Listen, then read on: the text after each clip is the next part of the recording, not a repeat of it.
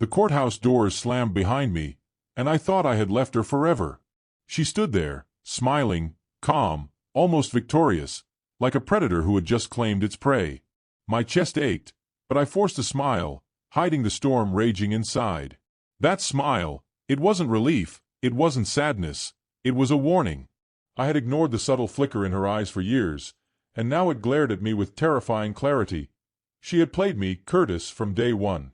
Every "I love you," every whispered promise, every tender glance, it was all a game. I felt hollow, but curiosity gnawed at me. Why did she look free? Why did her smile feel so sinister? 2 days later, the doorbell shattered the fragile silence of my apartment. My heart raced. No one had reason to come here. Not after the divorce, not after the courthouse, not after her triumphant grin. I opened the door, and there she was. Not my wife, but Victoria, her sister. Her eyes were sharp, calculating, and her presence carried urgency that made the room feel smaller, suffocating.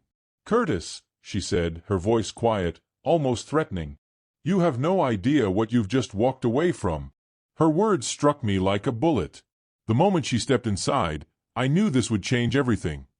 She didn't waste time with pleasantries.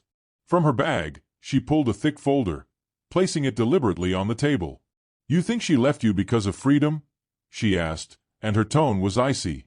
"You think you're safe now?" My stomach churned as she began to unravel a web so intricate it made my head spin. Bank transfers, secret accounts, encrypted messages, photos I had never seen. Everything pointed to one horrifying truth. She had planned this, every step, every word, every smile, designed to destroy me while making herself untouchable. Victoria handed me a small USB drive. "This," she said, "is the proof of everything." I hesitated, trembling. With a flick of my hand, I inserted it into my laptop. My world shattered before my eyes. There she was, my wife, in the apartment we shared, whispering sweet lies to another man, caressing him in ways she had never touched me. Laughter, my laughter, our laughter, echoed through the speakers as if mocking me. I felt frozen, unable to breathe, unable to cry, unable to scream. Every memory of love was suddenly poisoned. Every dream I had shared with her was a lie. Victoria's voice cut through the haze. She didn't just cheat, Curtis. She orchestrated this entire divorce to cover her tracks. The documents, the accounts, the lies. They were all in place before she ever signed a paper. She wanted everything. Your trust, your money, your reputation. And she's done this before. This is not the first time she has walked away smiling while leaving chaos behind. Her revelation was a hammer blow. I wanted to shout, to tear something apart, to confront her. But instead, I sank into a cold, paralyzing rage. As the hours passed, Victoria laid bare every secret I had never known. The late-night meetings, the hidden phones, the alibis, the friends bribed to cover lies. Every detail was accounted for. My mind spun. The woman I loved, the woman I had trusted, had lived a double life for years. Every tear she shed, every "I'm sorry," every excuse, fabricated to perfection. And the cruelest truth? I had never truly known her. I had been in love with a ghost, a carefully constructed illusion designed to manipulate, deceive, and humiliate. I could feel the anger rising, but beneath it, a colder clarity emerged. She had underestimated me, assuming my love blinded me, assuming my loyalty made me powerless. But now I had Victoria, I had the truth, and I had the tools. The USB drive was more than evidence. It was power. I could expose her to the world, make her regret every calculated smile.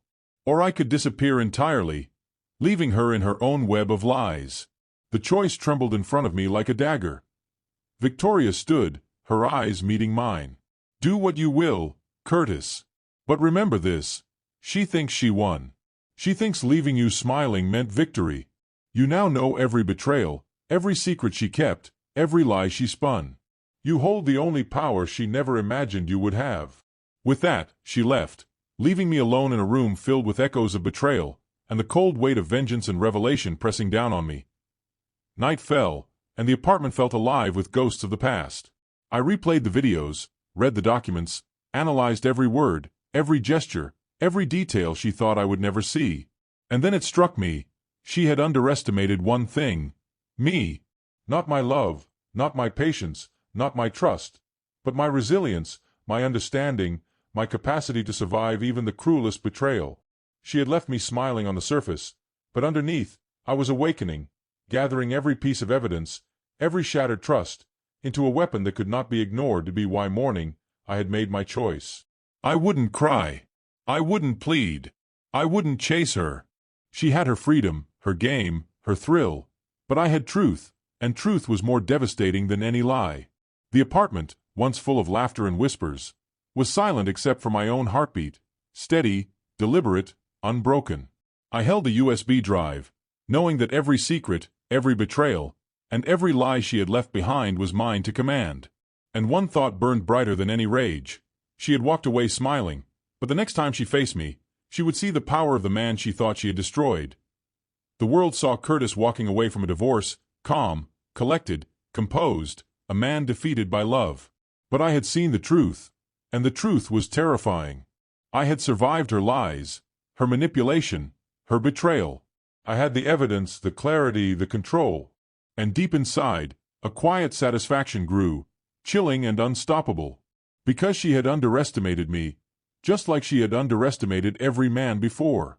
And now, Curtis was no longer the man who could be fooled, no longer the man who could be broken. I was the man who had seen everything, and soon, she would understand that leaving me smiling was her gravest mistake.